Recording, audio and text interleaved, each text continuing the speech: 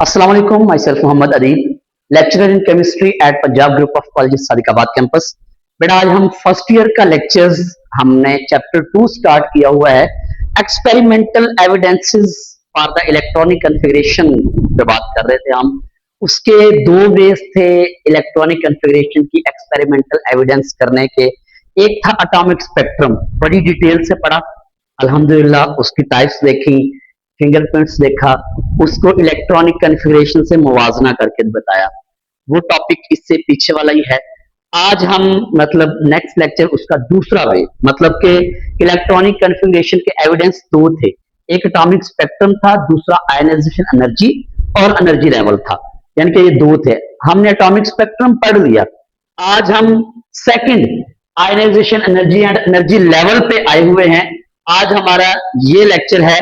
मैं उम्मीद करता हूं आपने एटॉमिक स्पेक्ट्रम सुना होगा, बड़ा इंपॉर्टेंट टॉपिक था, बड़ा इंपॉर्टेंट था, लॉन्ग के लिए भी और शॉर्ट के लिए भी। तो आज हम आयनाइजेशन एनर्जी इसका सेकंड वे पढ़ने लगे हैं। Ionization energy and energy level को डिटेल से सुनिएगा, एक एक बात सुनिएगा, अपना कंसेप्ट क्लियर कीजिएगा। इसमें जो एमसीक्यूज होंगे वो मैं आपको हाईलाइट करके दिखा दूंगा, ठीक है। आपने वो एमसीक्यूज जो है वो अच्छे से देख लेने हैं, आपके एंट्री टेस्ट के लिए इंपॉर्टेंट हो सकते हैं। तो जी चलिए हम अपने टॉपिक की तरफ आते हैं, ionization energy and energy level की तरफ। बेटा सबसे पहले हम असल में ये करना चाह रहे हैं कि इलेक्ट्रॉनिक कॉन्फ़िगरेशन का एविडेंस देखना चाहते हैं, एक्सपेरिमेंटल एविडेंस। अच्छा याद रखिएगा, एनर्जी लेवल शेल्स को कहते हैं। एनर्जी लेवल किसको कहते हैं? शेल्स को। न्यूक्लियस के गिर्द जो शेल होते हैं उनको एनर्जी लेवल भी कहा जाता है और ऑर्बिट भी कहा जाता है। अच्छा, उन शेल के अंदर, उन एनर्जी लेवल के अंदर इलेक्ट्रॉन्स होते हैं। इलेक्ट्रॉन्स, वो हर इलेक्ट्रॉन्स की एनर्जी, जाहिर बात है, जो फर्स्ट शेल में है उनकी एनर्जी और, जो सेकंड में है उनकी एनर्जी और, जो थर्ड में है उनकी एनर्जी और, जो फोर्थ में है उनकी एनर्जी और। हर इलेक्ट्रॉन्स की जो अपने शेल में मौजूद है एनर्जी डिफरेंट होती है, ठीक है। इनका एनर्जी का गैप होता है अच्छा खासा, वो एनर्जी का गैप भी हम अभी डिस्कस करने वाले हैं। तो ionization energy and energy level अभी हम पढ़ने लगे हैं। यहां पे आप बता सकते हैं कि आयनाइजेशन एनर्जी जो है, हम इलेक्ट्रॉन्स के गैप को, सबसे बड़ा जो एनर्जी का गैप होता है वो इलेक्ट्रॉन्स के दरमियान होता है, याद रखिएगा, ठीक है। एनर्जी गैप देखेंगे अभी, एनर्जी गैप बिटवीन इलेक्ट्रॉन्स, ठीक है। इलेक्ट्रॉन्स के दरमियान जो एनर्जी गैप है अभी हम इसको डिस्कस करेंगे। और आयनाइजेशन एनर्जी और एनर्जी लेवल में हम एक्सपेरिमेंटल एविडेंस देखने वाले हैं। एक्सपेरिमेंटल एविडेंस, ठीक है, evidence to determine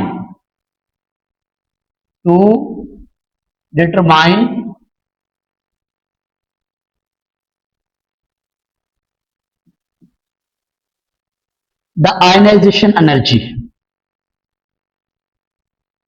by following two ways। दो वेज हैं जी इलेक्ट्रॉनिक आयनाइजेशन एनर्जी का एक्सपेरिमेंटल एविडेंस देखने के। इसमें मतलब इसके आगे मजीद दो वेज हैं, सब हेडिंग जिसको बोलते हैं। Successive ionization energy of the same element, एक ही एलिमेंट है उसकी सक्सेसिव आयनाइजेशन एनर्जी देखेंगे, ठीक है। सक्सेसिव से बाद पहला इलेक्ट्रॉन निकालेंगे उसकी आयनाइजेशन एनर्जी देखेंगे कितनी है, फिर दूसरा निकालेंगे उसकी देखेंगे कितनी है, तीसरा निकालेंगे उसकी देखेंगे कितनी आयनाइजेशन एनर्जी, चौथे की निकालेंगे, चौथे की आयनाइजेशन एनर्जी मेजर करेंगे, मतलब देखेंगे, पांचवा, छठा, सातवां, ऐसे सो ऑन, ठीक है। तब तक करते रहेंगे जब तक न्यूक्लियस नहीं आ जाता, जब तक न्यूक्लियस नहीं आ जाता, मतलब सारे इलेक्ट्रॉन निकाल दें। अगर कोई आपने एलिमेंट लिया जिसका एटॉमिक नंबर 11 है, जैसे सोडियम है, या एटॉमिक नंबर 12 है, आपके पास मैग्नीशियम है, तो आपने एक एक करके सारे निकाल दें, 12 के 12 निकाल दें, और जब तक न्यूक्लियस ना बाकी बचे, तो इसको बोलते हैं सक्सेसिव आयनाइजेशन एनर्जी, एक एक करके निकालते रहना। दूसरा है first ionization energy of different element, फिर हम मुख्तलिफ एलिमेंट लेंगे, उसकी फर्स्ट आयनाइजेशन एनर्जी देखेंगे। पहला इलेक्ट्रॉन निकाल के देखेंगे कि फर्स्ट आयनाइजेशन एनर्जी लिथियम है और सोडियम है, इन दोनों का पहला पहला इलेक्ट्रॉन निकालेंगे, देखें कितना गैप है और वो गैप क्यों है, किस वजह से है, ये वाली बातें डिस्कस करने जा रहे हैं। चले जी, पहला हम देखने लगे हैं successive ionization energy of the same element. बेटा तवज्जो दीजिएगा, मैं आपको अभी बता रहा था कि अगर आप इसकी डेफिनेशन करना चाहें तो क्या करेंगे, द रिमूवल ऑफ इलेक्ट्रॉन, क्या लिखेंगे, the removal of electrons one by one, one by one continues until the nucleus is left, यहां तक के न्यूक्लियस आ जाए, ओके, न्यूक्लियस बाकी बच जाए, सारे इलेक्ट्रॉन निकाल दे। This successive ionization energies, this successive ionization energy is called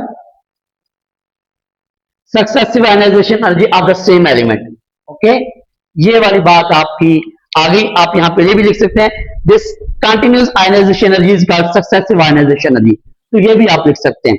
तो जी सक्सेसिव आयनाइजेशन एनर्जी की आपने बात कर दी, डेफिनेशन बता दी, और अब हम इसकी ना जरा एक्सप्लेनेशन, जो एक्सप्लेनेशन है हम देने वाले हैं बाय ग्राफिकल मेथड से, ठीक है, ग्राफिकल मेथड देखते हैं।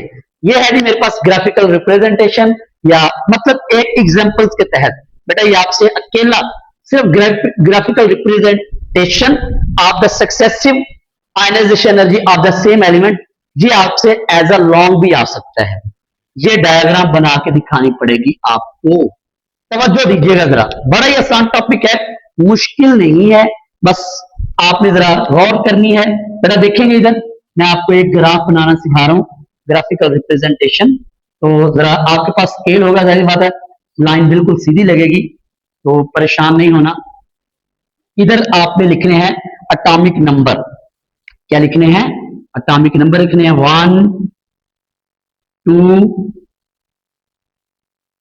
3 4 5 6 7 8, ठीक है, 9 10। अच्छा ये आपको लग रहा होगा 1 और 2 जो है करीब है, 2 और 3 के दरमियान गैप आ गया, क्योंकि ये पहले शेल में 2 इलेक्ट्रॉन होते हैं, फिर दूसरे में 1 2 3 4 5 6 7 8, दूसरे में 8 होते हैं, फिर आगे यहां पे थोड़ा गैप लाइएगा, ये मैं लिखने का तरीका बता रहा हूं बेटा, थोड़ा गैप लाइएगा यहां पे 11, ये समझिएगा गौर से, बड़ा इंपॉर्टेंट टॉपिक है, इसको अच्छे से देख लीजिएगा, ये थोड़ा सा गैप लाइएगा, 11 के बाद अगर मतलब लेट्स सपोज आपके पास जगह है तो 12 भी लिख दें, वरना चलें कोई जरूरत नहीं है, ठीक है। अच्छा ये आ गया जी आपके पास, जरा इसको तवज्जो देनी है, ये है नंबर ऑफ इलेक्ट्रॉन्स रिमूव्ड, क्या लिखेंगे, नंबर ऑफ इलेक्ट्रॉन्स रिमूव्ड, हम इलेक्ट्रॉन निकालेंगे ना, अभी इलेक्ट्रॉन निकालेंगे तभी तो आयनाइजेशन एनर्जी आएगी। आयनाइजेशन एनर्जी क्या है, किसी भी एटम के आखिरी शेल में से इलेक्ट्रॉन को निकालने के लिए जो एनर्जी दी जाती है उसको हम आयनाइजेशन एनर्जी कहते हैं, चलिए। अच्छा ये जो है इधर हम आयनाइजेशन एनर्जी बताएंगे कि कितनी है, या इलेक्ट्रॉन निकालेंगे आयनाइजेशन एनर्जी बताएंगे। अच्छा मेरे पास जो एग्जांपल है मेरा तो समझिएगा बात, मेरे पास जो एग्जांपल है वो मैग्नीशियम है, क्या है, मैग्नीशियम, उसमें न्यूक्लियस में प्रोटॉन भी 12 होंगे और न्यूट्रॉन, फर्स्ट शेल में इलेक्ट्रॉन 2, दूसरे शेल में 8 और तीसरे शेल में 2, ठीक है, मैं लिख भी देता हूं, पहले शेल में 2 इलेक्ट्रॉन, दूसरे में 8 इलेक्ट्रॉन और तीसरे में 2 इलेक्ट्रॉन, ये लें जी, मुझे लगता है आपको क्लियर हो गया होगा।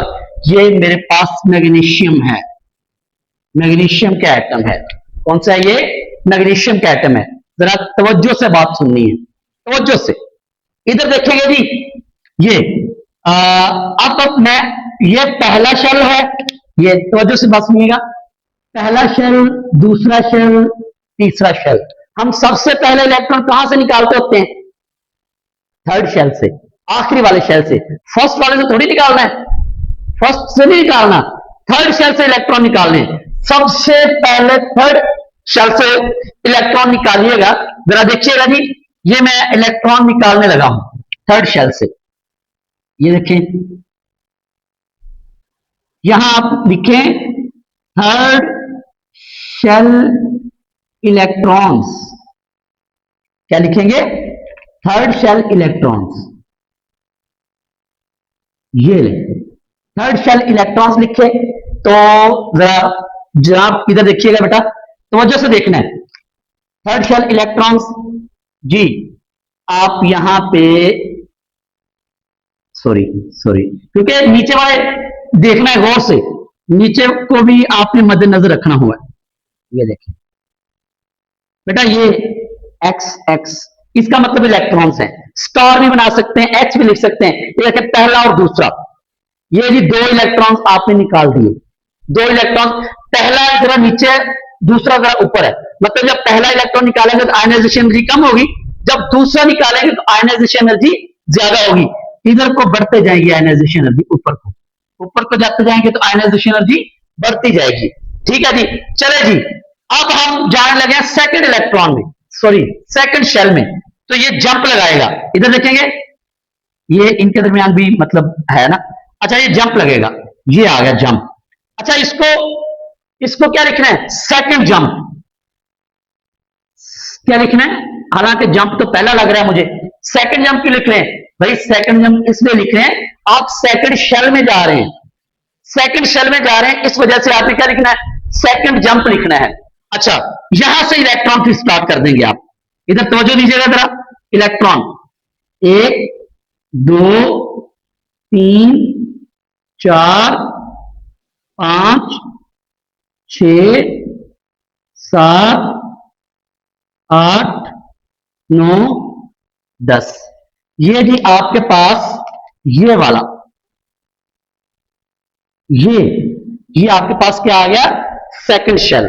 क्या आया? ये second shell electrons, second shell electrons.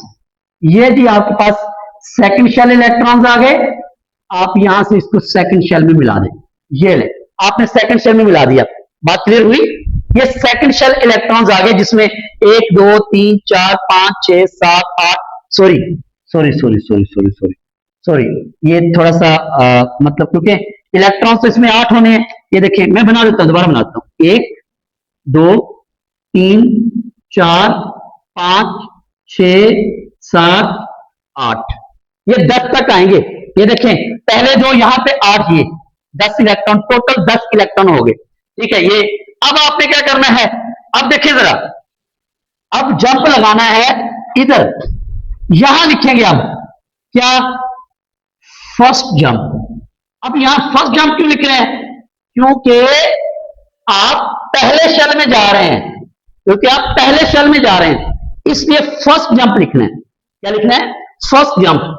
जनाब इधर रखेंगे जी, ये इलेक्ट्रॉन 1 और ये इलेक्ट्रॉन 2, क्योंकि पहले शेल में है ही 2, पहले शेल में है ही 2, तो ये आपके पास फर्स्ट शेल आ गया।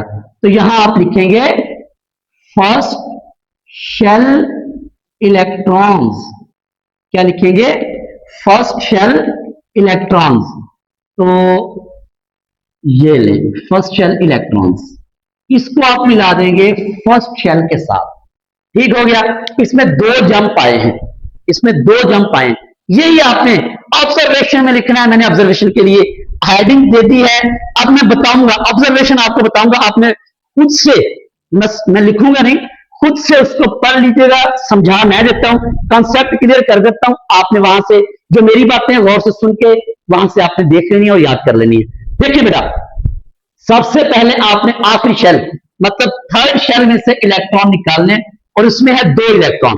जब पहला इलेक्ट्रॉन निकालेंगे एनर्जी जरा कम होगी, दूसरा निकालेंगे थोड़ी सी ज्यादा होगी। लेकिन जब आप थर्ड इलेक्ट्रॉन निकालेंगे, ये वाला जब आप थर्ड इलेक्ट्रॉन निकालेंगे, तो ये जंप लगाना पड़ेगा, यहां से यहां तक जंप लगाना पड़ेगा। थर्ड इलेक्ट्रॉन को निकालने के लिए आपको बहुत ज्यादा एनर्जी चाहिए, यहां एनर्जी का गैप आएगा। मतलब पहला इलेक्ट्रॉन निकाला यहां से, दूसरा यहां से, जब तीसरा निकालेंगे यहां पे आ जाएगी, आयनाइजेशन एनर्जी का गैप इतना हो जाएगा। बात समझ आ रही है? तो आयनाइजेशन एनर्जी का गैप बहुत ज्यादा आएगा इस जंप में।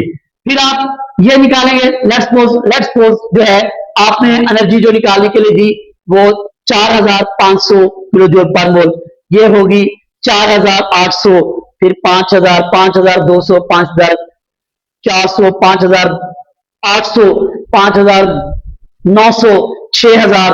तो लेकिन जब यहां से देखें 2 ये और 8 से 10 इलेक्ट्रॉन निकल गए, जब आप 11th इलेक्ट्रॉन निकालेंगे, ये देखें जी, जब आप 11th इलेक्ट्रॉन निकालने जा रहे हैं, ये 11th इलेक्ट्रॉन है। जब आप 11th इलेक्ट्रॉन निकालने जा रहे हैं, 11वां इलेक्ट्रॉन, फिर से एनर्जी का गैप 6000 से वो 10,000 पे, 11,000 पे, 12,000 पे, इतना गैप फिर से आएगा, क्योंकि आप न्यूक्लियस के करीब करीब जा रहे हैं, फोर्स ऑफ अट्रैक्शन बढ़ती जा रही है, फोर्स ऑफ अट्रैक्शन बढ़ती जा रही है, न्यूक्लियस के करीब करीब जाते जा रहे हैं। तो लिहाजा एनर्जी का गैप तो होगा, न्यूक्लियस तो बड़ी मतलब उसको सॉफ्टली टाइटली पकड़ के रखेगा, इलेक्ट्रॉन को जल्दी नहीं जाने देगा, लेकिन हमने इलेक्ट्रॉन को निकालना ही निकालना है। तो कैसे निकालेंगे? फिर जारी बात है, एनर्जी ज्यादा देके क्या करेंगे, एनर्जी ज्यादा देंगे तो फिर हम इलेक्ट्रॉन 11, इसका मतलब ये आपके पास सेकंड जंप और ये फर्स्ट जंप, ये दोनों जंप जो है वो एनर्जी गैप बहुत ज्यादा लेके आएंगे, बहुत ज्यादा एनर्जी गैप लेके आएंगे। यही आपकी ऑब्जर्वेशन थी और ये छोटी सी एक डायग्राम थी जो इंतहाई आसान है, मुश्किल नहीं है, आप इजीली बना लेंगे, मैंने आपको बनानी सिखा दी है। उसके बाद कंक्लूजन में क्या लिखेंगे? कंक्लूजन में वैसे मैं बता चुका हूं, कंक्लूजन में यही बताना है नतीजा क्या है, रिजल्ट क्या है। रिजल्ट ये है कि भाई कंक्लूजन ये थी कि इसमें 2 गैप आ रहे हैं। एक, जब आप थर्ड इलेक्ट्रॉन निकालने जा रहे थे, पहले 2 निकाले थे जब, लेकिन आपने जब थर्ड इलेक्ट्रॉन निकाला, जब आपने थर्ड इलेक्ट्रॉन निकाला तो एनर्जी गैप बहुत ज्यादा आया, और जब आपने 11th इलेक्ट्रॉन निकाला तो एनर्जी गैप बहुत ज्यादा आया। यहां पे ये कंक्लूजन आप बता दीजिएगा, ये दोनों बातें जंप वाली कंक्लूजन में लिख दीजिएगा, ठीक हो गया। अच्छा, यहां तक ना, यहां तक ये आपसे लॉन्ग टॉपिक आ सकता है, समझो दीजिएगा, मतलब successive ionization energy of the same element, यहां से लेके यहां तक आपके पास लॉन्ग टॉपिक आ सकता है, इतना उसमें लिखना होता है, इतना एक्सप्लेन, ग्राफिकल रिप्रेजेंटेशन भी आ सकती है, ठीक है, शॉर्ट में कंक्लूजन भी आ सकता है, ऑब्जर्वेशन भी पूछा जा सकता है। तो मैंने आपको सब हेडिंग्स के साथ बताता जा रहा हूं कि इसमें ये लिखना है, इसमें ये लिखना है, इसमें ये लिखना है। अब इसका जो सेकंड वे है, first ionization energy for different element, अब हम यहां पे ये डिस्कस करने जा रहे हैं कि first ionization energy of different element जब हम मेजर करने की कोशिश करेंगे। देखें जी, लेट्स सपोज मेरे पास एक हाइड्रोजन एटम है, हाइड्रोजन का एटॉमिक नंबर ही 1 है, हीलियम है, उसका एटॉमिक नंबर 2 है, लेकिन उसका शेल कंप्लीट होगा, उसका शेल कंप्लीट होगा। हाइड्रोजन के आखिरी शेल में 1 इलेक्ट्रॉन एनर्जी देंगे, निकल जाएगा, ठीक है, बाकी न्यूक्लियस बच गया, फर्स्ट इलेक्ट्रॉन निकाल दिया। लेट्स सपोज आपने एनर्जी दी 800 किलो जूल पर मोल में, जी इतनी एनर्जी दी। चले हीलियम की बात करते हैं, हीलियम के अक्षर में 2 इलेक्ट्रॉन, इसका वैलेंस शेल कंप्लीट है। जब कंप्लीट से इलेक्ट्रॉन निकालना होता है ना, फिर बहुत एनर्जी देनी पड़ती है, बड़ा मुश्किल है, फिर बहुत मुश्किल है। जब कंप्लीट शेल को आप छेड़ेंगे, इलेक्ट्रॉन निकालना चाहेंगे तो नहीं निकलेगा, बहुत एनर्जी देनी पड़ेगी, ठीक है। निकालना बेशक एक इलेक्ट्रॉन, पहला इलेक्ट्रॉन ही है, लेकिन एनर्जी बहुत ज्यादा देनी पड़ेगी। जो पार्शियली फील्ड होता है उससे इलेक्ट्रॉन इजीली निकल जाता है, लेकिन कंप्लीटली फील्ड इलेक्ट्रॉन से, कंप्लीटली फील्ड शेल से इलेक्ट्रॉन निकालना मुश्किल हो जाता है। तो मतलब हीलियम से जब आप इलेक्ट्रॉन निकालेंगे पहला, तो हीलियम को बहुत ज्यादा एनर्जी देनी पड़ेगी, ठीक है। तो इसकी हीलियम की फर्स्ट आयनाइजेशन एनर्जी ज्यादा, इसका मतलब जो पार्शियल फील्ड है उनकी आयनाइजेशन एनर्जी कम। मैंने ग्राफ बनाकर भी रिप्रेजेंट किया है, एमडीकैट में एमसीक्यू आ सकता है, तो जो लीजिएगा, ये लिखा हुआ हाइड्रोजन, ये जिसको मैंने सर्कल किया, ये लिखा हुआ है, मैंने तकरीबन ये 1200 किलो जूल पर मोल एनर्जी है हाइड्रोजन की। आप जब आप 1 इलेक्ट्रॉन निकालेंगे तो 1200 किलो जूल, क्योंकि ये देखें 0 है, 500, 1000, 1500, 2000, 2500, ये आयनाइजेशन एनर्जी है किलो जूल पर मोल में, और इधर मैंने एटॉमिक नंबर लिखे हुए हैं, ठीक है जी। हाइड्रोजन की एनर्जी, जब हाइड्रोजन के आगे शेल में से इलेक्ट्रॉन निकालेंगे तो 1200 किलो जूल पर मोल एनर्जी। जब हीलियम, ये पड़ा हीलियम, ये जब हीलियम, हीलियम मैंने कहा कंप्लीटली फिल्ड है, जब हीलियम, और साइज भी छोटा सा है, साइज भी छोटा सा है, जब हीलियम से इलेक्ट्रॉन निकालेंगे न्यूक्लियस बहुत करीब है और वैलेंस शेल कंप्लीटली फिल्ड है। दो रीजन। अच्छा, आप बता बेटा, एमडी कैट में एमसीक्यूज आएगा आपसे कि ये देखें, मैं लिख देता हूं एमडी कैट का बड़ा ही इंपॉर्टेंट एमसीक्यूज, पीरियोडिक टेबल में सबसे ज्यादा आयनाइजेशन एनर्जी किसकी है? हीलियम की। वजह क्या है? दो रीजन है, स्मॉलेस्ट साइज, स्मॉलर साइज और valence shell completely filled, smaller size और वैलेंस शेल कंप्लीटली फिल्ड, ये दो रीजंस बताएंगे तो आपका आंसर परफेक्ट है। क्लियर? तो भाई हीलियम की 2500 किलो जूल पर मोल एनर्जी देनी पड़ेगी, तब जाके एक इलेक्ट्रॉन निकलेगा, तब जाके।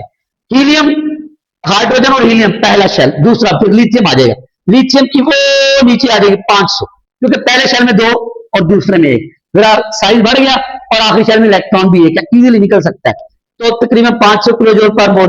लिथियम के बाद ऊपर आ गया जी, लिथियम के बाद क्या आ गया? Beryllium. Lithium, beryllium, boron, carbon, nitrogen, oxygen, chlorine, neon. बात समझ आई? तो मैं लिथियम के बाद दूसरा एलिमेंट बेरिलियम, बेरिलियम के ऊपर है, जरा 900 किलो जूल पर मोल एनर्जी होगी। अच्छा देखिए, हालांकि लेफ्ट टू राइट जाएं, लिथियम की आयनाइजेशन एनर्जी ज्यादा, सॉरी कम, लिथियम के बाद बेरिलियम की ज्यादा, बोरॉन की उससे ज्यादा, कार्बन की उससे ज्यादा, left to right ionization energy increase होती है, left to right ionization energy increase होती है। तो भाई इधर क्या है? ये anomalous behaviour, very important, very important, very important, मैंने सर्कल कर दिया, इसको गौर से देखिएगा, वेरी इंपॉर्टेंट।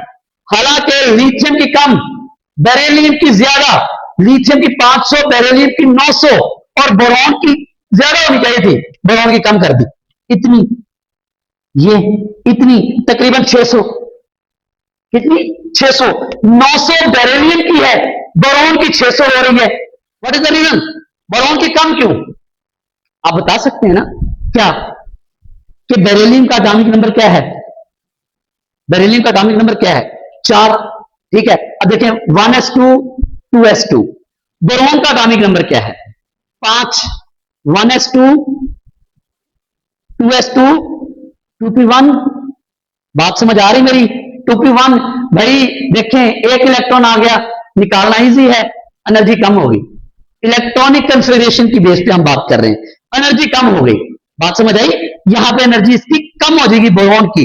इलेक्ट्रॉनिक कंफिगरेशन लिख के दिखाएंगे आप लोग कि इसका p पार्शियली फील्ड है और उसका s कंप्लीटली फील्ड है, बोरॉन का। ये देखिए मैं लिख देता हूं, इधर लिखिएगा, इधर लिखिएगा, बेरिलियम का एटॉमिक नंबर है 4, बोरॉन का एटॉमिक नंबर है 5, ठीक है। Beryllium 1s2 completely field, 2s2 ये भी कंप्लीटली फील्ड, तो बोरॉन का 1s2 2s2 2p1 ये था कंप्लीटली फील्ड, इलेक्ट्रॉन नहीं निकलेगा, निकलेगा तो बहुत मुश्किल से निकलेगा, एनर्जी ज्यादा देनी पड़ेगी। लेकिन जब इधर आएंगे तो यह पार्शियली फील्ड, इजीली इलेक्ट्रॉन निकल जाएगा कम एनर्जी देके, इसलिए बोरॉन की आयनाइजेशन एनर्जी कम और बेरिलियम की आयनाइजेशन एनर्जी ज्यादा।